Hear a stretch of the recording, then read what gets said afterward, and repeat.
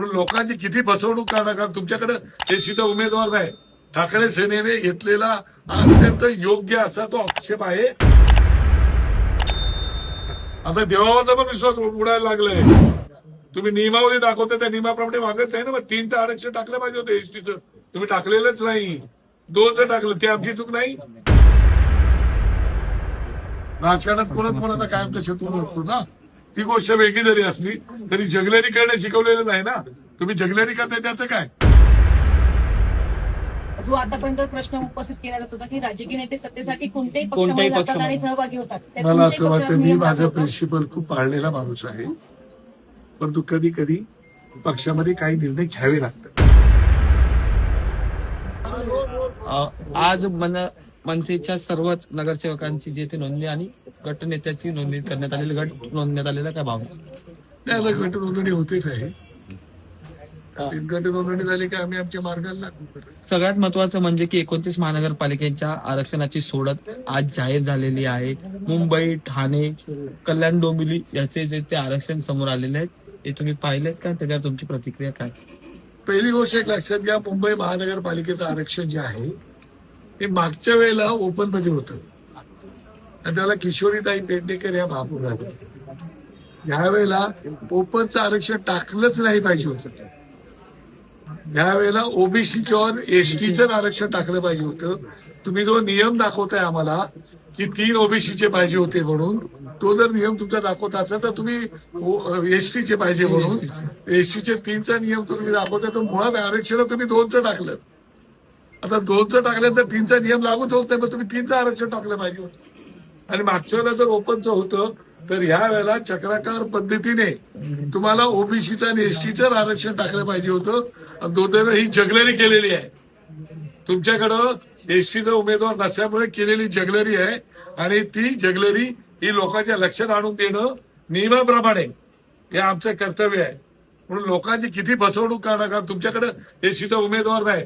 ठाकरे सेनेने घेतलेला अत्यंत योग्य असा तो आक्षेप आहे, आणि त्याच्याबद्दल माझं त्याबद्दल त्या जे काही जगलेरी केले त्याच्यावरती ऑब्जेक्शन. या संदर्भात बातम्या सुद्धा करण्यात आल्या होत्या की जुन्या चक्राकार पद्धतीने जर आरक्षण मांडलं गेलं तर एसटीचा महापौर जो आहे तो मुंबईत बसेल आणि एसटीचंच असं नाही, माझं म्हणणं ओबीसी किंवा एसटी. इकडे ओपन जर तुम्ही आरक्षण टाकलंच नाही पाहिजे होतं, कारण मागच्या ओबीसी ओपनचं आरक्षण होतं. त्याच्यामुळे तुम्ही यावेळेला एसटी आणि ओबीसीचं आरक्षण टाकलं पाहिजे होतं. एसटी प्रवर्गातला भारतीय जनता पार्टीकडे उमेदवारच नव्हते, ठाकरेंकडे 2 उमेदवार होते. महापौर ते काहीतरी असेल तर ठाकरेकडे 2 होते का? तुम्ही 2च टाकले होते. नियमाप्रमाणे 3 टाकले पाहिजे. तुम्ही नियमावरती बोट ठेवताय, मग त्याप्रमाणे तुम्ही 3 एसटीचे आरक्षण टाकले पाहिजेत. मुंबईत 2च जर टाकले होते तर 2 निवडून, आता ठाकरे सेनेच्या नशिबाने त्यांचे 2 निवडून आले. तर तुम्ही एसटीचं आरक्षण टाकलं पाहिजे होतं, ओबीसी टाकलं पाहिजे होतं. ओपनचं रोटेशन चक्राकार पद्धती टाकण्याची आवश्यकताच नव्हती. मनसे वेगळ्या पद्धतीने आक्षेप घेणार आहे. नाही, येतं आता शेवटी ऑब्जेक्शन घ्यायलाच लागेल. ठाकरे सेनेचं ऑब्जेक्शन घेतलेलाच आहे. तो ऑब्जेक्शन काय चुकीचं असं माझं काय मला वाटत नाही. परंतु ही सगळी जी सोडत पद्धती होती ही सेट होती का? ही सगळी मी तेच म्हणतो ना, जगलर पद्धतीचीच आहे ना. तुमच्याकडे एसटीचं ऑब्जेक्शन उमेदवार नाही म्हणून तुम्ही 3चा नियम दाखवता आणि तुम्ही परत ओपनचाच घेतले. धन्यवाद साहेब, सगळ्या निवडणुका आरक्षण सोडत सेट काय पुढे काय नाही, आता पाहू ना.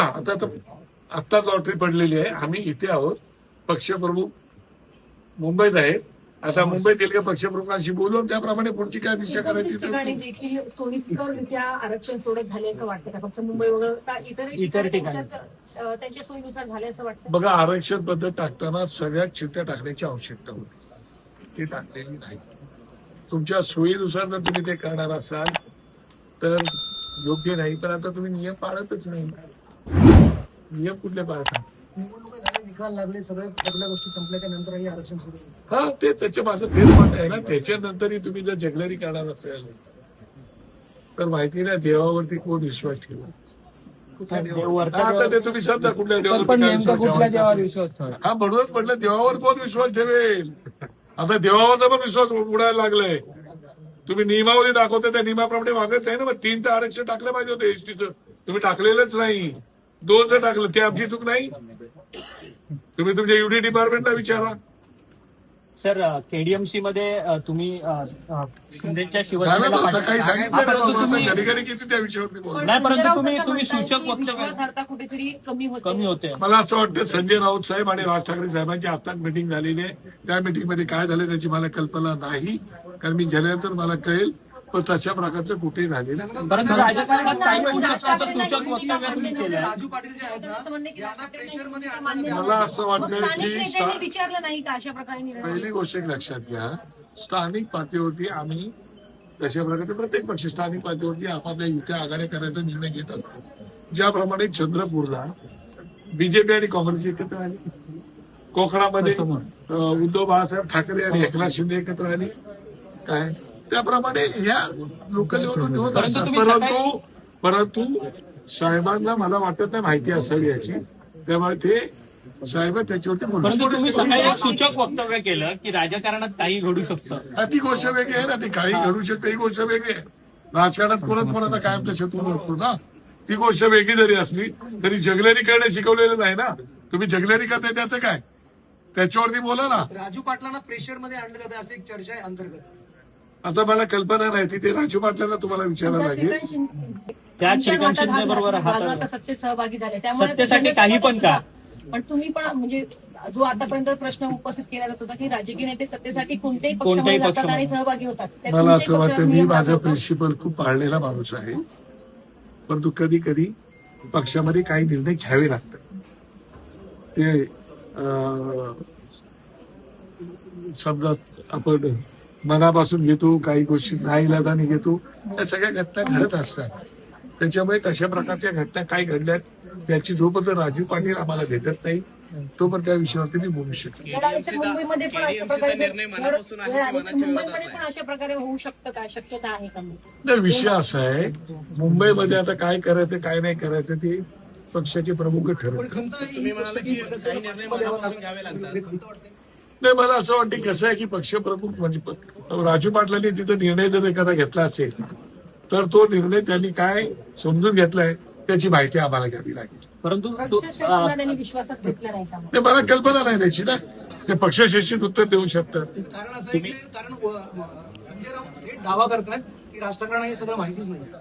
पण मी तेच म्हणतो ना, माहीत नसावं ते तर तुम्हाला सांगतो. तुम्ही म्हणालात की काही निर्णय मनापासून घ्यावे लागतात, काही निर्णय मनाच्या विरोधात ते जाऊन घ्यावे लागतात. केडीएमसीचा निर्णय मनापासून आहे की मनाच्या विरोधात आहे? माहितीच नाही ना, राजू पाटील त्यांच्यावर कळेल त्यांच्या मनापासून आहे का त्यांच्या नाईलाजाने आहे. तुमच्या मानसिकतेचं काय? माझी मानसिकता एकदम स्ट्रेट माणूस आहे. हो, पण तुम्ही म्हणाल माझं वैयक्तिक मत नसतं, पक्षामध्ये वैयक्तिक मताला महत्व नसतं. नियमानुसार चालणारा माणूस आहे असं तुम्ही म्हणालात. हो. हा निर्णय तुमच्या व्यक्तिगत दृष्टिकोनातून कशा पद्धतीचा आहे? हा मनाच्या सोबत आहे, योग्य आहे, अयोग्य आहे, वैयक्तिक धारणा तरी काय आहे? माझ्या दृष्टीने विचार केला तर माझ्या मनाला ते स्वतःला पटत नाही, पटणार नाही, पटवून घेऊ शकत नाही. माझा स्ट्रेट स्वभाव असताना मी स्ट्रेट बोलतो. मला काही गोष्टी आवडत नाही त्याही मी तोंडावर स्पष्ट बोलतो. त्याच्यामुळे मी माझी भूमिका मांडली. मुंबईबाबतची भूमिका तटस्थ राहील का? मुंबईच्या माहिती नाही, ते पक्षप्रमुख ठरवतात. मी गर्जा हिंदुस्तान चॅनलला सबस्क्राईब करा आणि ताज्या घडामोडी जाणून घेण्यासाठी बेल आयकॉनवर प्रेस करा.